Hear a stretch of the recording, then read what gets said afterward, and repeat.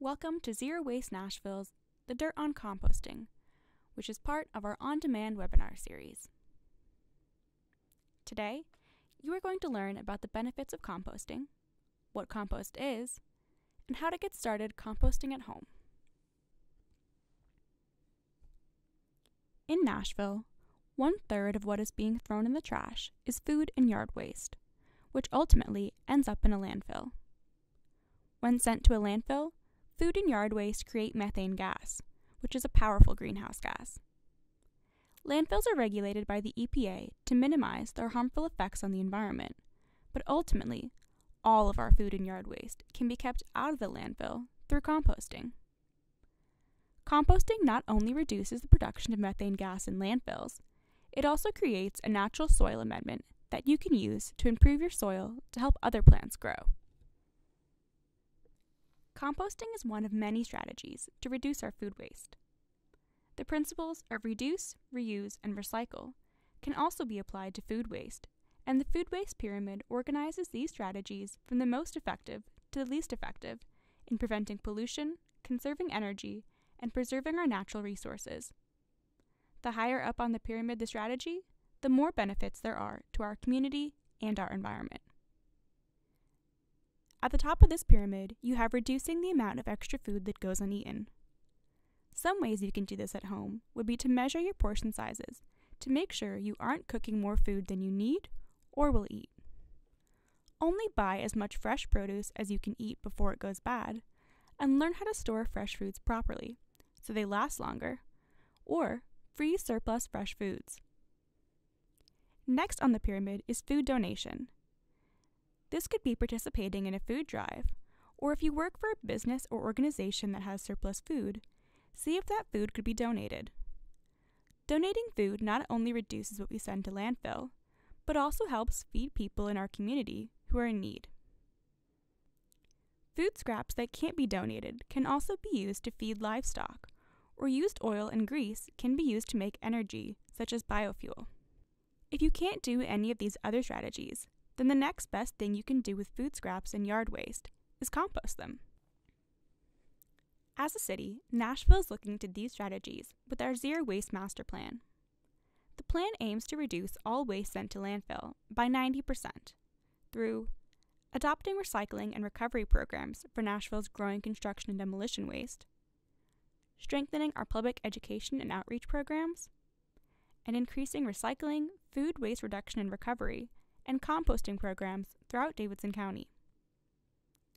Reducing food waste is considered to be one of the top impact areas of Nashville's Zero Waste Master Plan, and includes a long-term goal to incorporate curbside food scrap collection, as well as educate residents about composting at home. So what is compost? Compost is the product that is made from the natural decomposition process of anything that was once alive. Through this natural process, organic materials rot to the point where other plants can use their nutrients. The forest floor is a great example of how this process regularly happens in nature.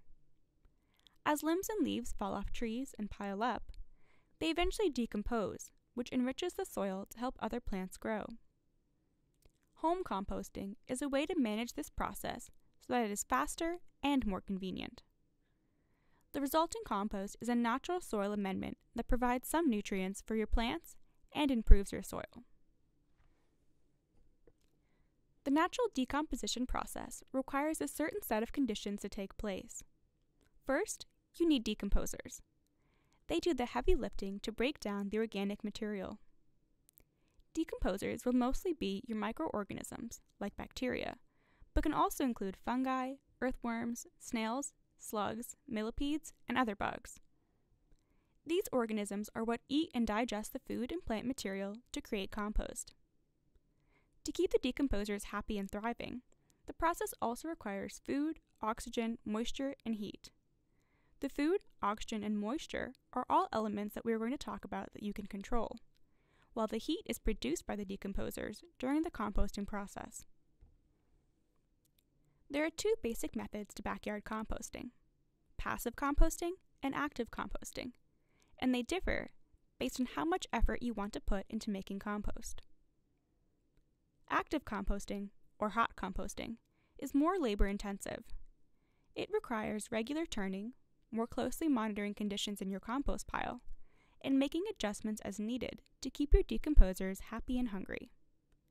For truly active composting, it is best to build the entire pile at once, which means if you want to include food scraps, you may have to collect and store them until you are ready to build your pile.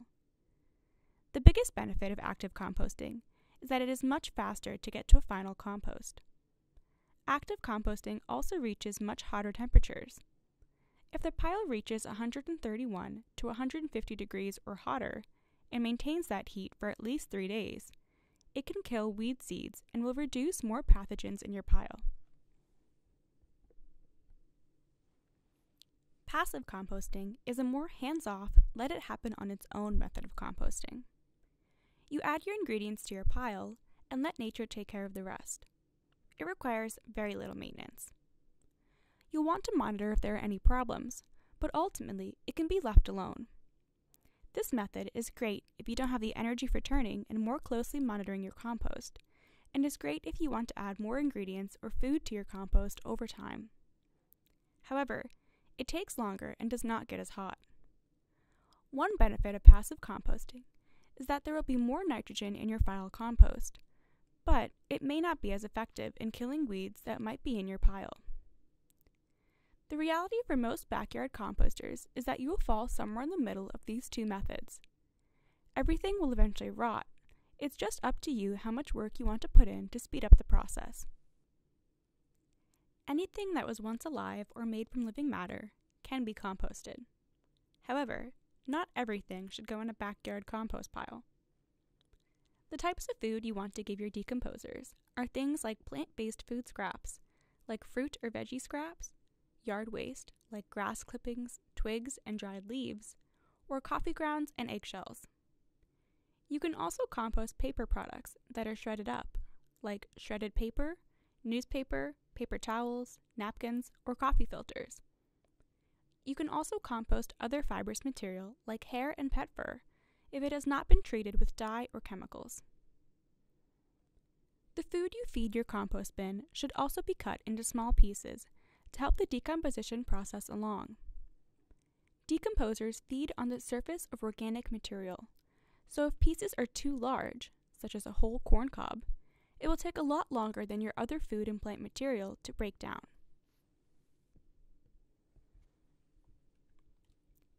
When it comes to food you do not want to give your decomposers, there are some top foods that you want to avoid for your backyard compost that need a more specialized composting process. Things like meat and fish scraps, bones, dairy, pet waste, invasive plants and weeds, diseased plants, and compostable plastics. Meat, bones, and dairy products can attract unwanted pests and rodents. Pet waste contains pathogens that cannot be managed by backyard composting and should not be introduced to your garden through compost. While active composting can kill weed seeds and potentially some plant diseases, it is best to leave these out.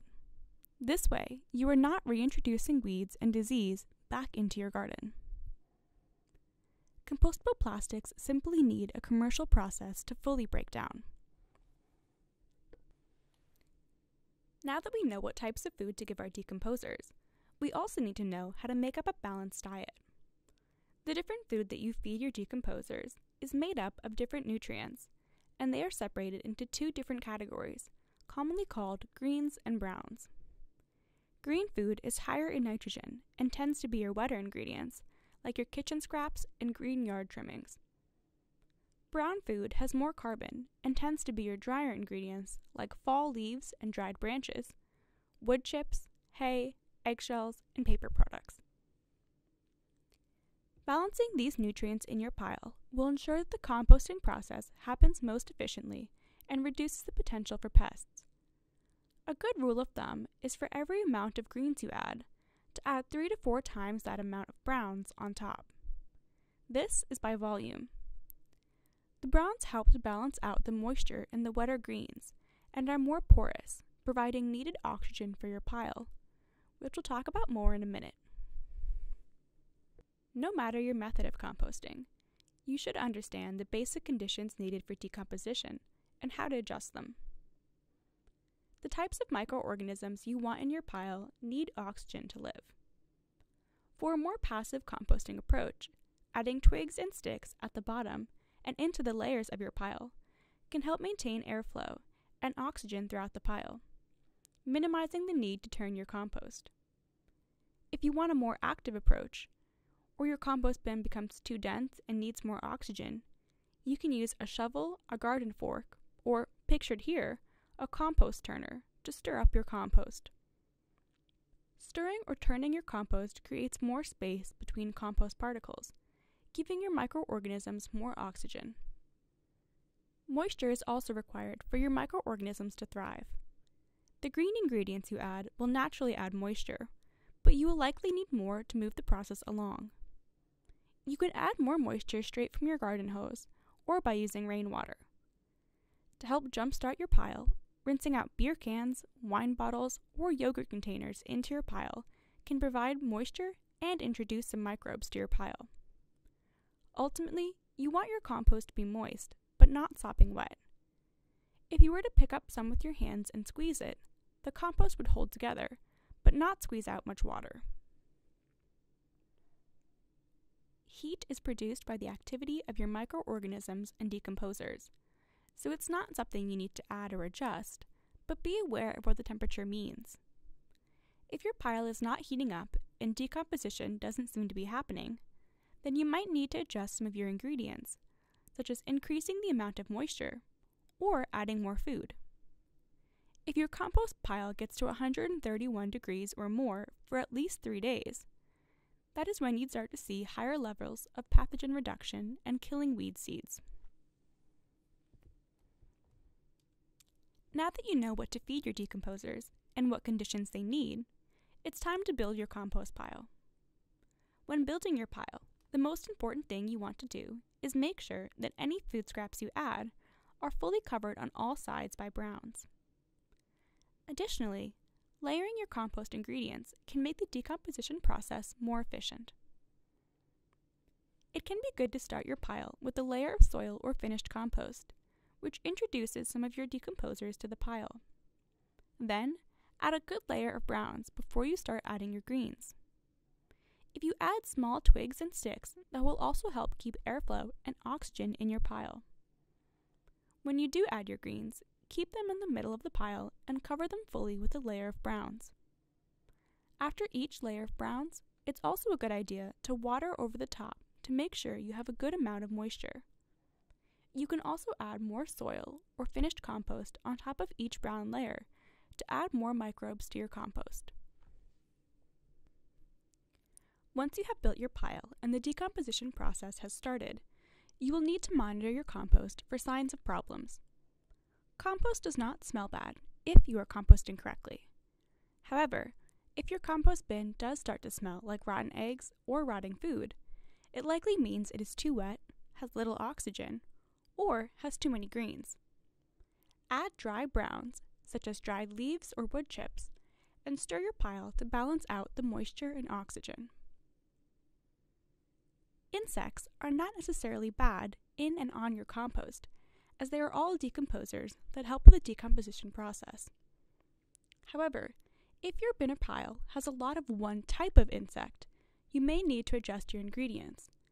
A swarm of ants can be common and likely means your compost pile is too dry and you need to add some moisture. A lot of flies around your bin means there is likely exposed food scraps. Check to make sure that all of your food scraps and greens are fully covered with a layer of browns, and you are adding more browns than you are greens. Rodents and other large pests are typically attracted to meat and fat-based food scraps. These are items that should not go in your backyard bin. They may also be attracted to your pile if you have exposed or too many food scraps. Make sure to balance your ingredients with more browns than greens, and always fully cover your food scraps with a layer of browns. Before you use your compost, you want to make sure it is fully done composting. Depending on how active you are with your composting, Finished compost could take a few months to a year or more to achieve. You can tell by the smell, the look, and the temperature. When your compost is done, it will smell pleasant and earthy. Most of the food and plant material will be fully decomposed. Some of the larger pieces of material may not be fully broken down, but most of your material will look like soil. And finished compost will no longer be hot or heat up after you turn it. So, if it has the right look and smell, and has settled at air temperature, you are looking at a stable compost pile. Once you have your stable compost, you can let it mature for use. Letting your finished compost sit for a few months will make it healthier for your soil. If you want to make extra sure that your compost is ready, you can do a simple germination test. Fill 2 containers with your moist compost and 2 containers with moist soil. Plant 8 fast germinating seeds like radishes in each container, and then cover them to keep the moisture. After 5 to 7 days, check to see how many seeds have germinated. If there are significantly fewer seeds that have germinated in the compost, then it needs more time.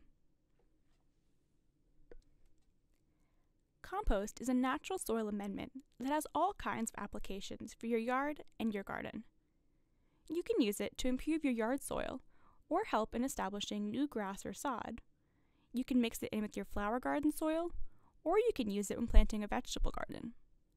A few of the benefits compost provides include improving your soil quality by improving the mobility of air, water, and nutrients in the soil to get to your plants.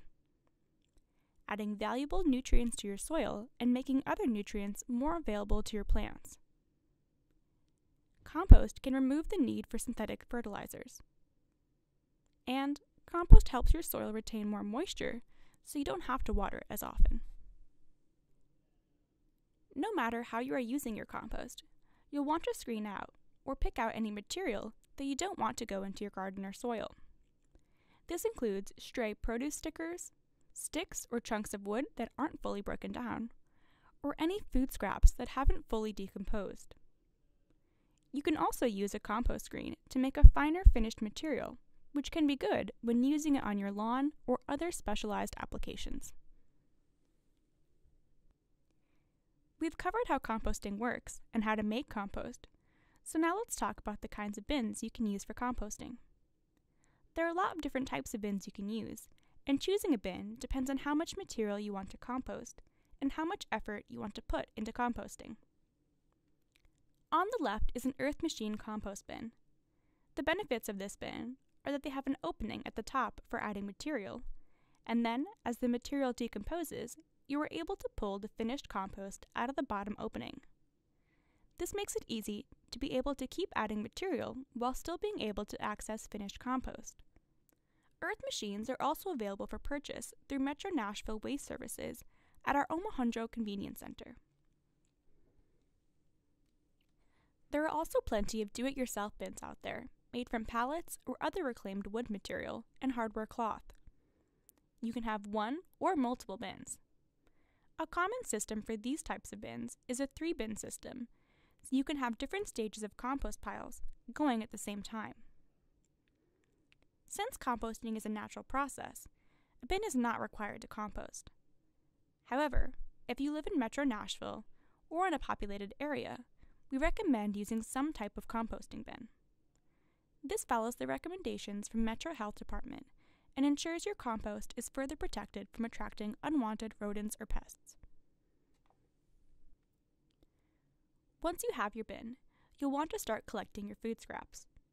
The 2 main types of compost containers for collecting kitchen scraps are countertop containers or containers for your freezer. Both methods are great ways to collect your scraps and reduce smell and prevent flies. Collecting scraps in the freezer is the most effective at both. The countertop containers available for purchase typically have a carbon filter in them to reduce smell and prevent flies. But ultimately, they'll need to be emptied more regularly, as flies can still be an issue if left out for too long. You can also use any large container with a tight-fitting lid, like a coffee can, to collect your kitchen scraps. You are now ready to start composting at home. To recap, we discussed why it's important to prevent wasted food using the principles of reduce, reuse, and recycle. How the natural decomposition process works to create compost. What types of methods are used for backyard composting? What and how to feed your decomposers. How to monitor your compost for ideal conditions and potential problems. How to pick out a compost bin and build your compost pile. What makes a stable compost? And how you can use this natural soil amendment in your yard and garden to grow healthier plants.